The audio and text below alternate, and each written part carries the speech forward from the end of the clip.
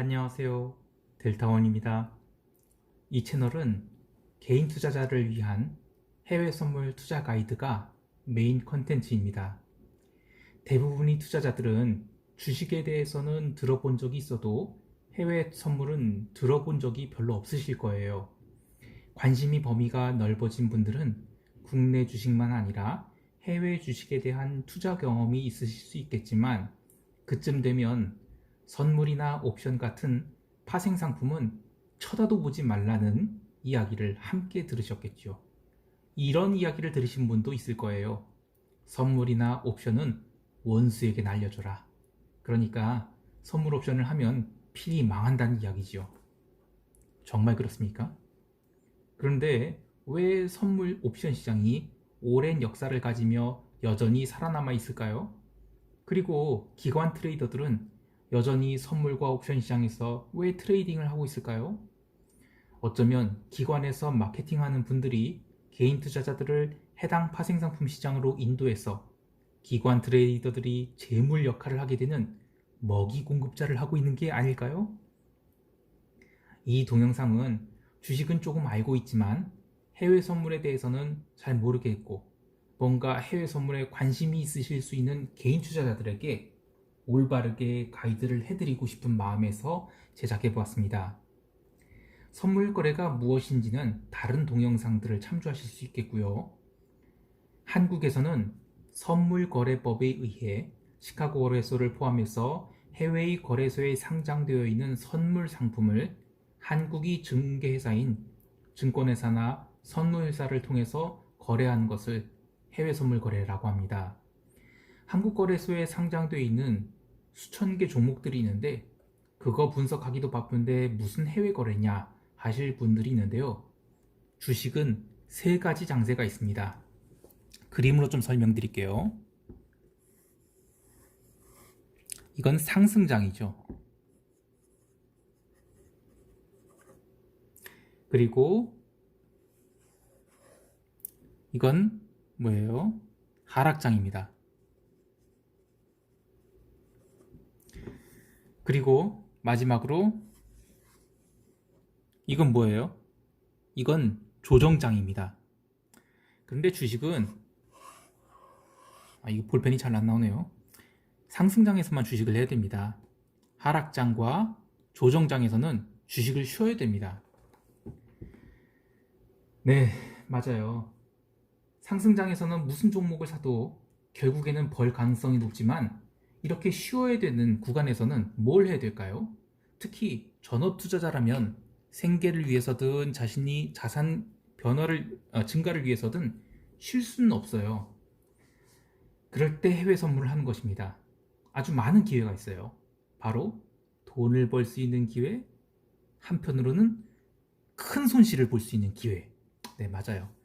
안타깝게도 상당수의 투자자들이 파생 상품에 관심을 갖게 되면 큰 수업료를 지불합니다.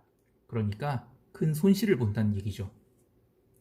전업 투자자가 주식시장에서 휴식을 취할 때 파생 상품 시장에 기웃된다면 대부분 손실을 보게 된다는 얘기입니다.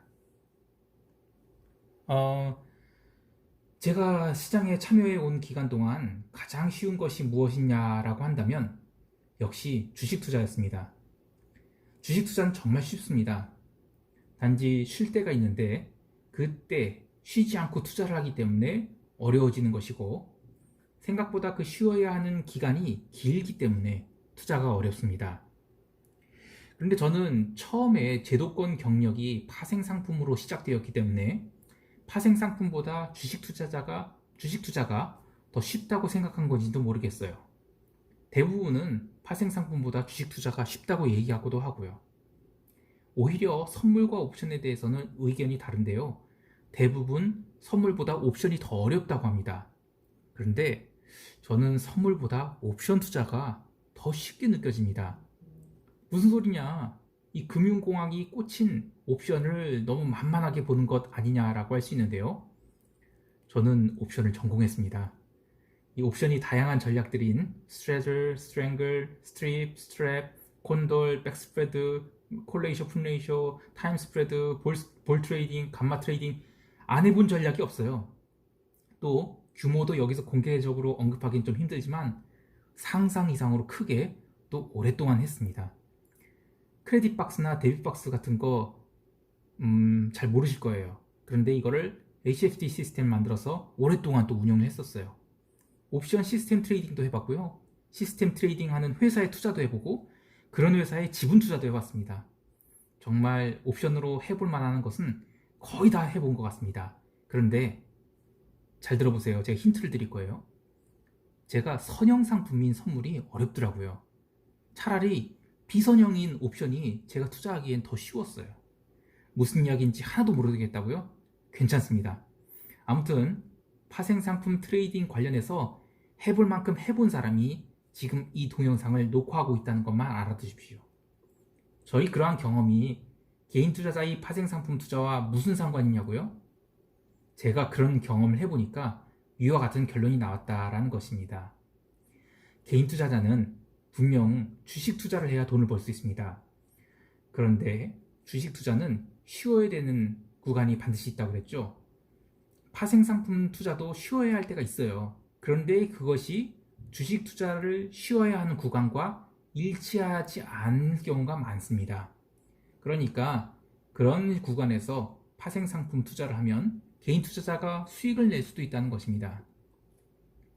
그러면 왜 개인 투자자들이 주식 투자보다 파생상품 투자를 어려워할까요?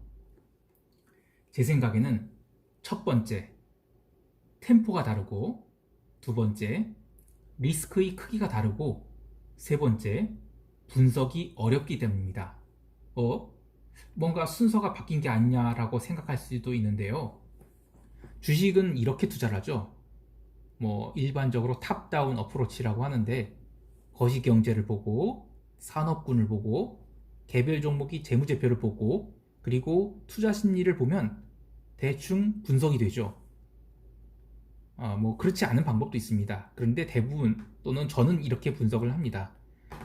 그런데 이 파생상품은 대체 뭘 보고 분석해야 됩니까?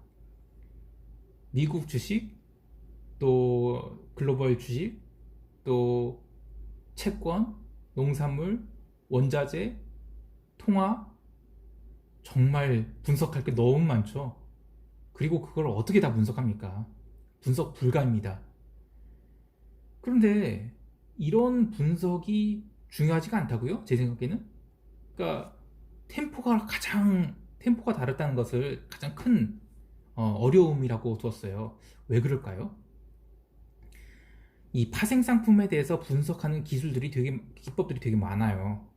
예를 들면 이제 온갖 기술적 지표, 이동평균선, 볼린저 밴드, MACD, RSI, 온갖 가격 지표들 있죠. 또 미결제 약정이나 거래량, 체결량, 체결 속도, 온갖 또 비가격 지표들이 있습니다. 이런 거는 개인들이 할 수가 없어요. 이런 게 제일 어렵다고 생각하지만 이런 건 아예 할 수가 없습니다. 그래서 이런 거는 분석이 대상이 아니라고 생각하는데요. 제가 이걸 안 해보고 그냥 이걸 분석이 대상이 아니라고 하는 게 아니고요. 이 기관 투자자들도 이거를 분석해서 무언가 시장에서 이익을 챙기려고 한다면 사실상 무한 경쟁의 영역에 들어가야 됩니다. 제가 2012년도에 HFT, 그러니까 하이 프리퀀시 트레이딩이라고 해서 고빈도 매매라는 게 있어요. 이런 것에 한참 심취해 있을 때 IT를 전공하신 분들은 제 말이 조금씩 이해할 수 있는데요. 텐지 랜카드가 그 당시에 일반화되지 않았어요. 그런데 그 텐지 랜카드 한 장에 이제 3,000달러 하는 장비를 시세 전용, 그 다음에 주문 전용, 그 다음에 검증 전용 이런 식으로 해서 시스템당 3장씩 껴는 것 같아요. 그래서 그런 서버를 또 여러 대를 또 부산에 이렇게 셋업을 했거든요. 이런 거 다 한국에서 팔질 않았어요, 그때. 그래서 다 해외에서 오대한 장비들이고, 그렇게 해서 만들어낸 레이턴시가 1.4ms였어요. 그런데 시간이 지나니까 이것도 경쟁력에서 밀리더라고요. 그 당시 셋업하는데 장비 비용이 굉장히 큰 돈이 들어갔는데, 그렇게 장비를 셋업해서 벌어봤자 인건비, 장비 감가상각비 하니까 얼마 남지가 않는 거예요. 물론 시장에서 분명히 이익을 냈습니다. 그 장비로요. 그리고 그 프로그램으로요. 그런데 무한 경쟁이 시작되더라고요. 그러니까 저보다 더 성능 좋은 장비를 들여놓는 기관과 또 로직에게 제가 지게 되고, 저는 그 로직과 장비를 이기기 위해서 또다시 투자를 하게 되고, 그런데 시장에서 나올 수 있는 이익의 파이는 사실은 거래량이거든요. 거래량이 감소하면 나올 수 있는 이익이 점점 줄어들거나 아니면 리스크를 조금이라도 더 감수를 해야 됩니다. 이게 사실 요즘 무슨 얘기인지 하나도 모르시겠죠? 맞아요.